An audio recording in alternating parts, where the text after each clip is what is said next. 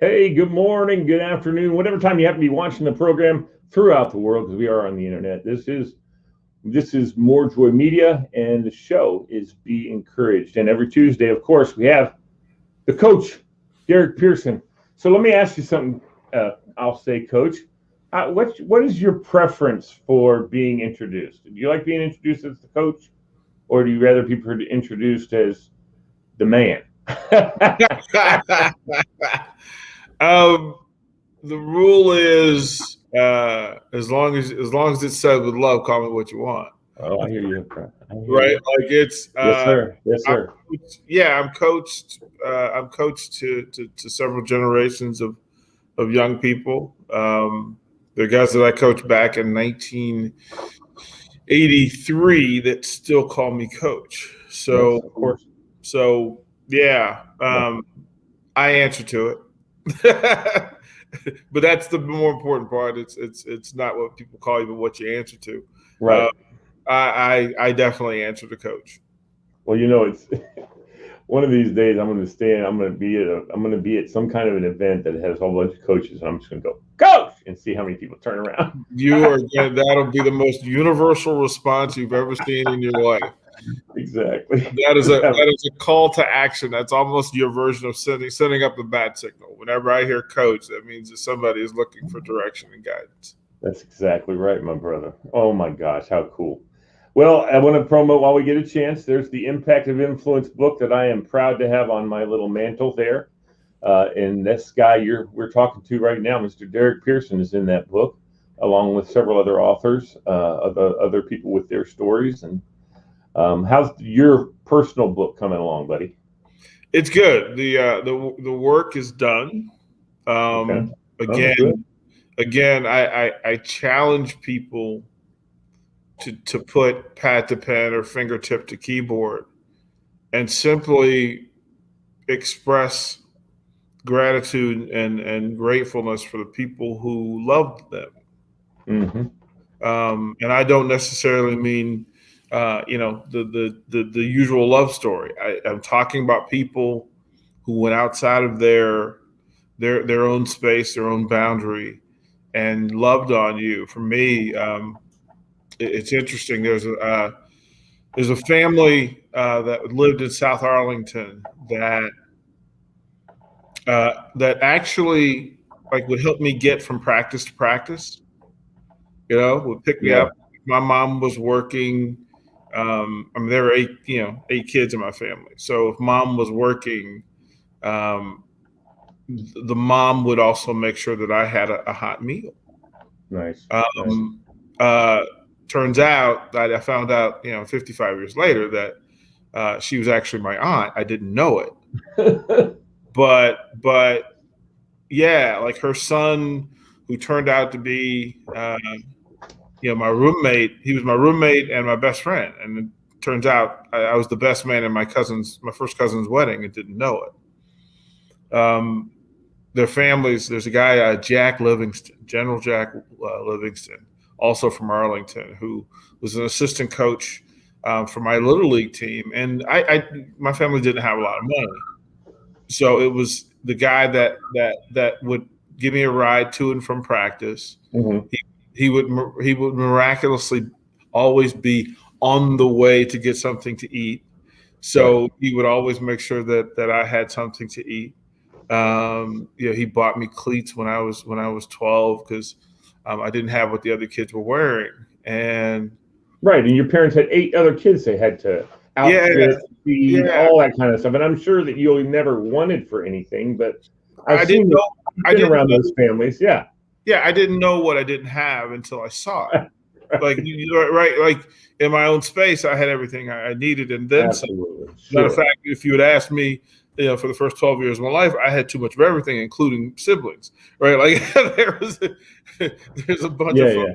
there, but these were folks who simply saw a space where love should be and And stepped build into it. it, Yeah, right? yeah, Like, exactly. those people, and I'm getting like underneath the glasses, I'm getting teary eyed because when I think about what this country is supposed to be Mm, and what we say we are, that's what we should be. That's the greater version. And just as if you watch this and you think for a moment of somebody who did that for you, just put it on paper, write it up. If they're still around, God bless, and let them know.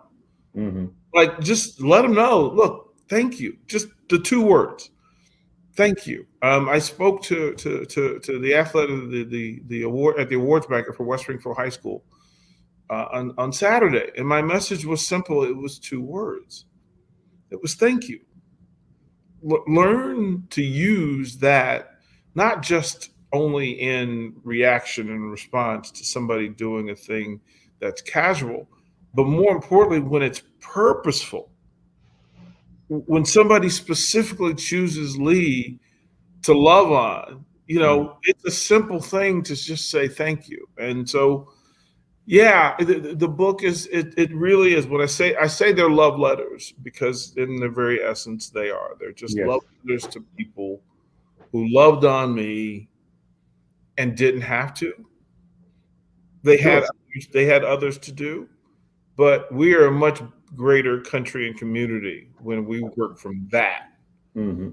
Than the me mentality. That community thing is strong and powerful, and usually when done right, the output is some really pretty good fruit. Right? Yeah. Like, you're planting seeds for things those are folks that a lot of those folks aren't going to see the fruit of the seeds they planted in me. Right? They won't know, but maybe their families will know. Maybe their kids will know. Maybe their grandkids will know, one day look up and go, "Oh, he's talking about Grandpa." That's what the book is. It really is just seeds of love.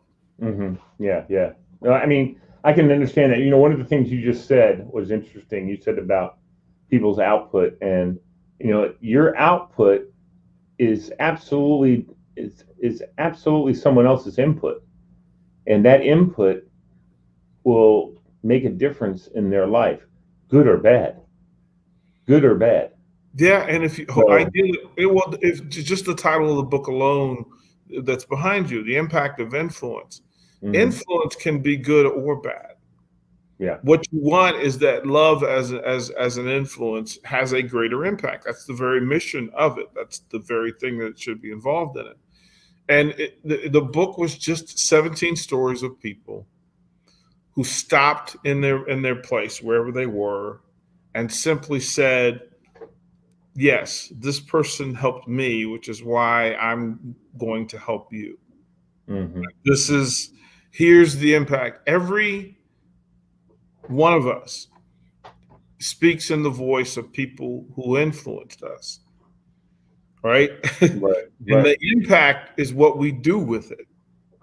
The impact is where it lands. Correct. And man, like the reason I come on this show, once a week, is it's a wonderful reminder for me to add something good into the day. Thank you. Yes. And yes. I'm appreciative that not only is this a thing that you created, but why you created it and the fact that you chose me. Listen, brother, we need more Lee Baileys in the world. We need guys who are willing to do what seems like a really simple thing that has such grand impact. Like, we're going to reach, somebody may see this who just needs today to hear something that we say that moves them, that redirects them, that guides them to do something good for somebody else.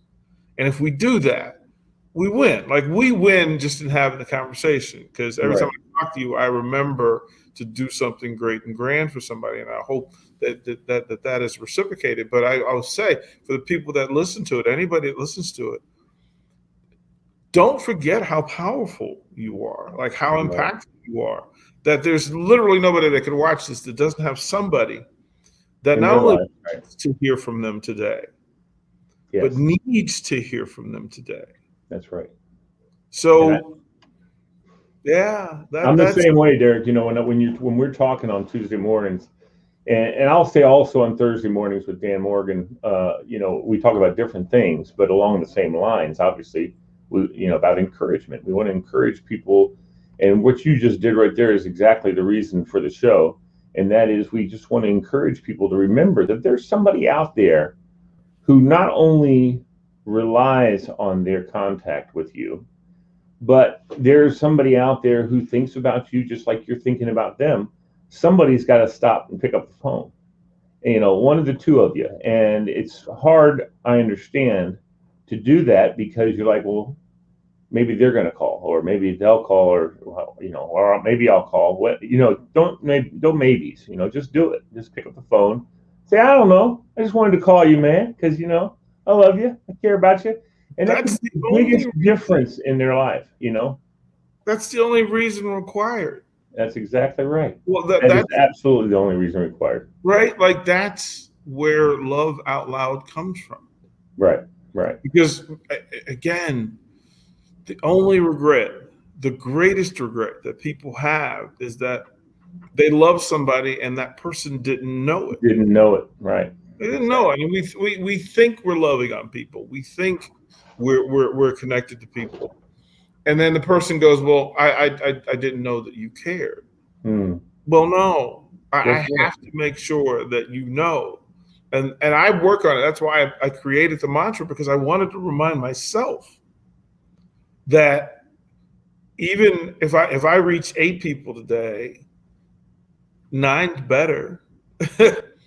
Like one more whenever I think about it, is that, and I'm learning to use that as a reminder that you should love out loud. If you see something good or you think of something good, share it Yeah. because that message, that moment that you had, isn't for you. It's for the person that you thought about. Like it's like, man, Lee, that, oh, I meant to tell you, it's a great looking shirt. Oh, listen, brother, that's a great looking shirt, and there's no value in it, without my saying it. Right. Exactly. Oh, I Exactly. thought Lee had a great shirt. Right? That doesn't work. No, I need to share it with you. It's a great thing to work from. And again, I use the letters GPS a lot Yeah. because the recalculating and redirecting is so important. Hmm. Sure. And the constant thing of, are you constantly doing a love thing? Are you doing a good thing? Right. Right? Like, it's, what are you doing? Oh, well, today I haven't, my GPS hasn't told me that I was doing anything good today. I need to get on that. Like, Derek, you said you were going to do something great. Do something great. Yeah. Like, or it appears that you are not doing anything great. Let's redirect that and get it right. So, Yeah. But I know that you live your life in a way that I try to live my life, and that is I allow for direction, and the direction often for me comes from God, and so I just ask every morning when I get up, lead and direct me in the way you would have me go to better, you know, who you are, and so you know I find myself a lot saying, "Have I?" My grandmother used to say this to me, Derek. This woman was a woman of God. She was such an influence on so many people. And yet, in her later years, when I would sit and she would just say, I just don't think I've done enough. And I'm like, Mammy, you've talked to people in the on the plane when you're flying back and forth. You know you got people crying because you're being such a loving, wonderful. I mean, I just used to it used to kind of drive me crazy, but I understand now more so what she's talking about. You know, she's talking about the fact that I don't think about what I've done. I want to know what I'm going to do. You know, she says, I feel like I need to think about what I'm going to do, not about what I've done. You know, because if you ask her, she'll think, oh, I haven't done anything. That's because she doesn't think about what she's done. She doesn't live on her laurels. You know, she doesn't sit back on her laurels. She's wanting to go forward all the time, which is what we're directed to do, of that course. that there's that other phrase, right? When you have question about what to do next, go forward, go up. That's where love is. Like that's where you just go forward. Like when people go, well, what should I do now? Right. Here's an example. Yeah. Sitting right next to your book right there is this guy. This guy, I guarantee you, is doing something right now. Does he have to?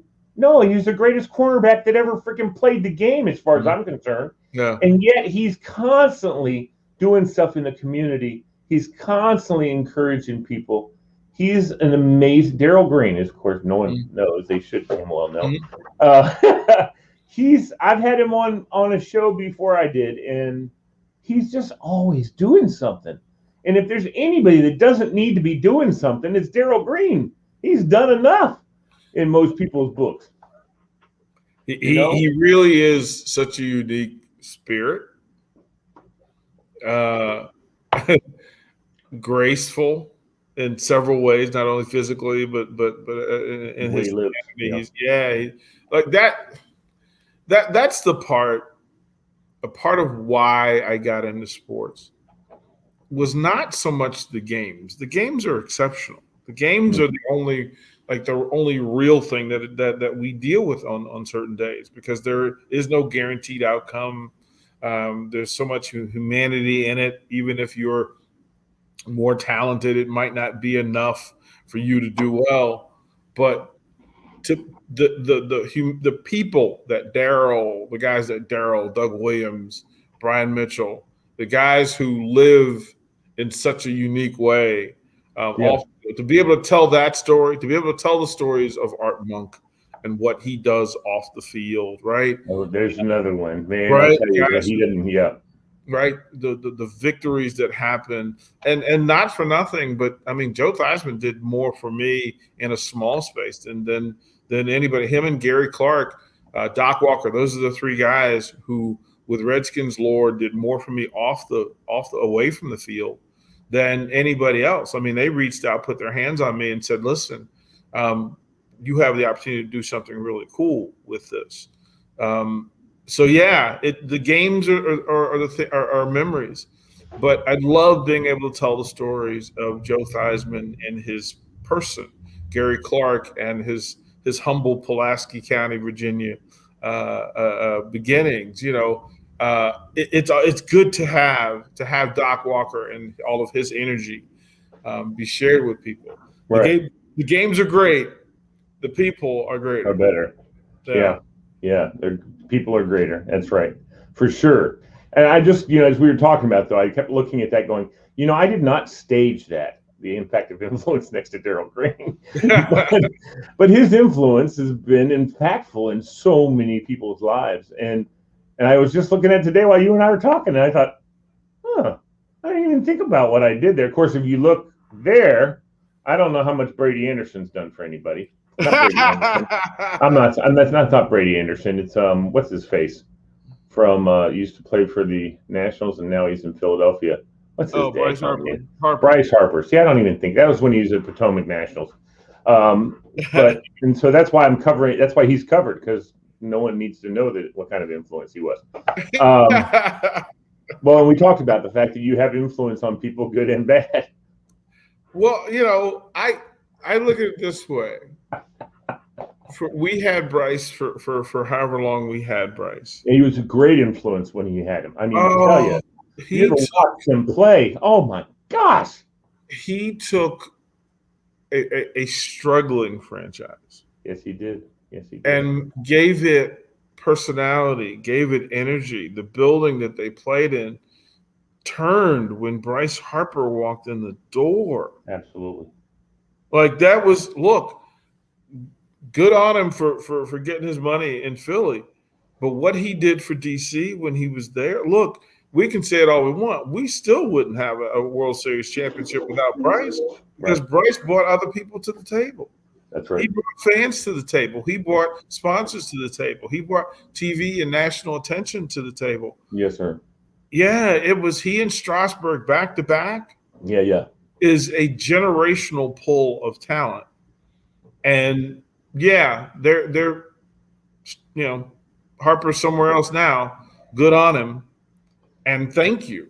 When you're a player like like Soto or Scherzer, and you say to yourself, the Nationals. Well, they've been improving, on it every freaking year, and maybe I can be the one that'll help them push them over the top, and those guys come onto the team because of what you just said. There's that influence. I'm going to tell you though, that some of the greatest baseball I've ever watched is when it's crunch time and Harper's up to bat, and you could count on him.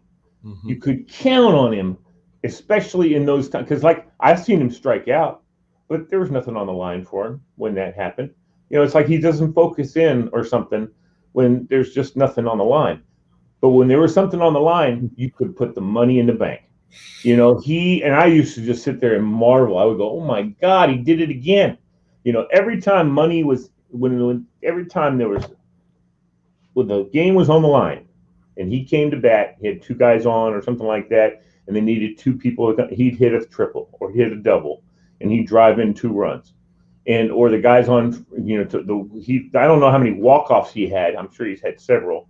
Yeah. But he had a lot of walk-off, went into the lead, and they stayed in the lead. Wasn't a walk-off in the 9th inning or anything like that.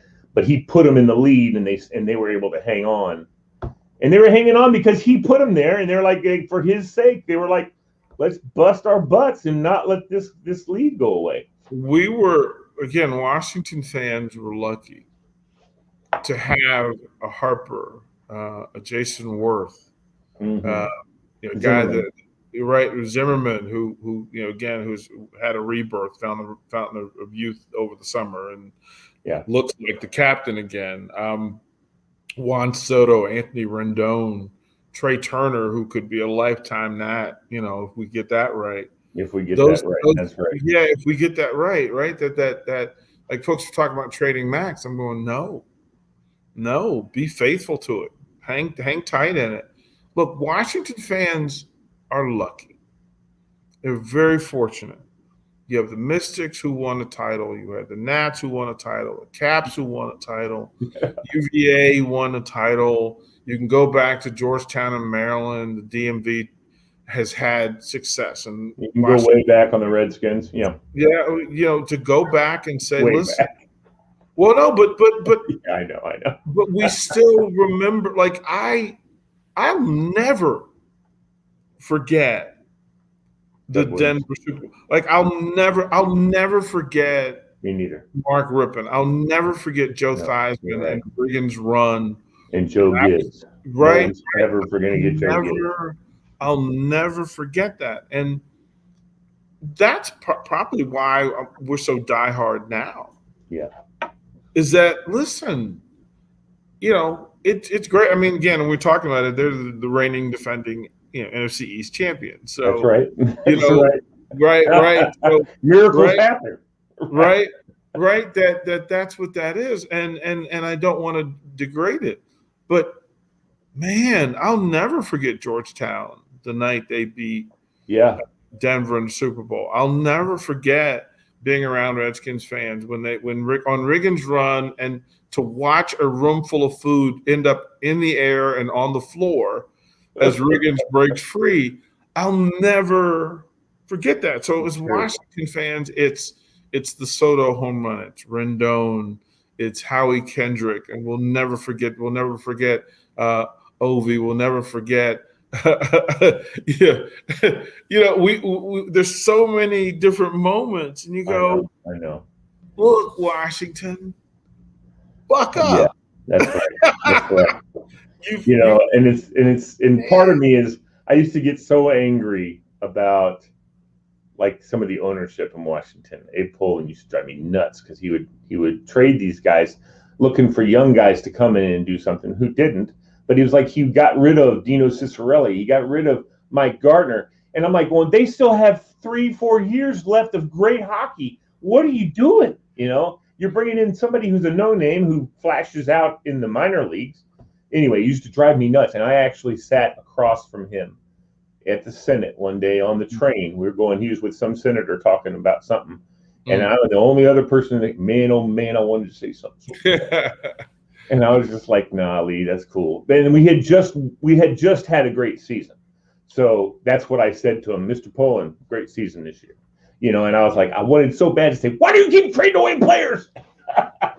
It's that thing. I find it hilarious. And I had to catch myself.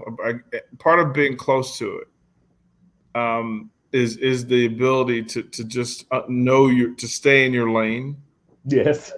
The way that they became owners was by making great decisions and not being made fatal by their bad decisions, right? Right. And so you always go, okay, man, there's so many ownership groups where you just wonder how they became successful. Mm-hmm. And then you just have to accept as a fan. The best part, what I love in my heart, is that I'm able to put down my curiosity and I'm able to put down my criticism and just be a fan. Yeah, I don't know how to do that. I'm trying. I'm working. No. Well, I forgot to mention Scott Stevens. That's the one that like made. Oh, Scotty was made me step aside and not be a Cats fan for a little while. I got to tell you, that one went.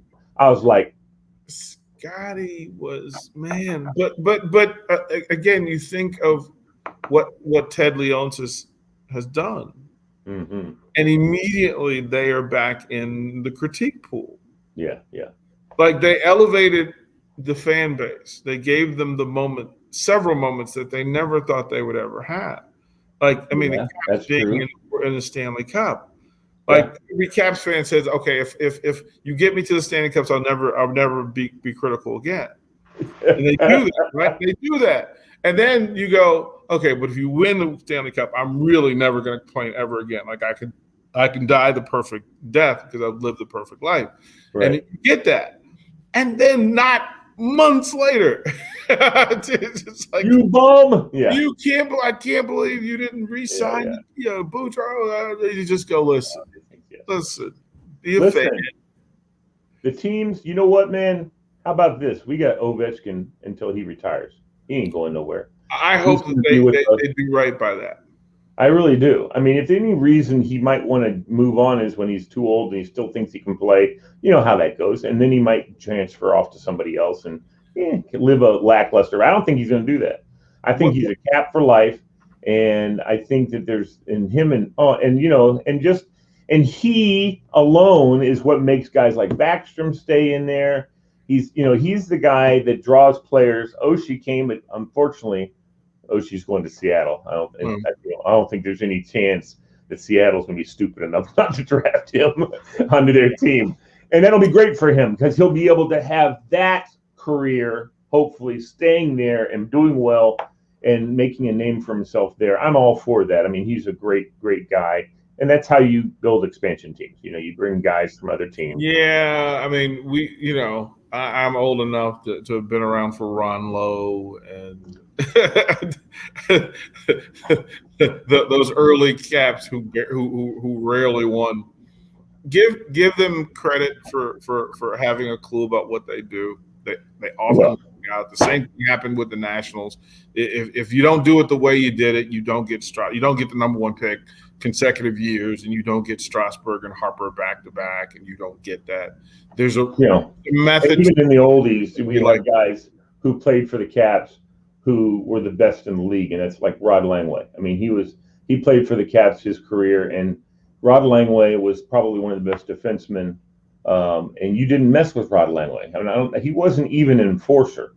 He was just a guy of presence. He was a presence. Just a great defender. He was a great defender, a great presence. I remember one time he checked a guy, and the guy, hit the ground, and he jumped up and he looked at Rod Langway and he threw off his gloves. And Rod Langway just stood there and looked at him, and he said, he went and picked his gloves up. Not happening. Rod said, "No, I'm not going to do that." Not happening, man. Not happening. Greatest moment in sports, as far as I'm concerned, was this kid throwing off his gloves, looking at Rod. Rod didn't. He was still holding his stick. Like, and what are you going to do? And the guy was like, he just went and picked up his gloves. No, Langway was one of a kind. Yeah, he was greatest defender in Caps. He was even the last guy that didn't have a helmet. maybe been the Yeah, last guy. yeah. Well, when you had that kind of good hair, you didn't want to wear. Yeah, I don't. Yeah, I'd wear a helmet all the time. Yeah, I'd wear one right now if I could get away with it without being. Hey, we do what we do. Well, we're at the time, buddy. This has been another pleasurable, wonderful, absolutely great, encouraging show, and it's all because of my friend Derrick Pearson, ladies and gentlemen. I appreciate you coming on Tuesdays, buddy. It brightens my week, and it gets my juices flowing. It gets me going and thinking about. I mean, I'm just thinking right now. We talked real quickly. We talked a little bit about reaching out to people and saying that you care about them and that they made a difference in your life or whatever it is you want to do. But that's what's so great. That's one of the great things in a bad place that social media can be. Yeah. It's easy. I used to get, and I got to find out why I'm not getting them anymore. I used to get a daily greeting from a guy who I was in pulmonary rehab because we were both getting transplants. And I know he got his transplant. I'm worried though, because all of a sudden they just stopped. So, and did I do anything about reaching out? No, I'm an idiot. So I need to do that. I need to go find out, send him a message and see if he's still rolling along good, which I'm hoping he is. Yeah, reaching out. Brother. But social media is so easy just to send a little note like he did. And I'm sure I was on the list of several people that he sent that greeting to. Doesn't matter. You're thinking about that person and you're wanting to greet them and tell them that they made a difference. So that's great. Reach out, brother. Reach out. Exactly. Thank you, DP. You are one of my great friends, and I appreciate you, man, for your time. Appreciate you, brother. Appreciate it. It's such a great thing meeting you the other night, and I can't wait till we get back together and do something like that again. We'll do it soon. All right, buddy. When you're in town, man, look me up, bro. Yes, sir. All right, man.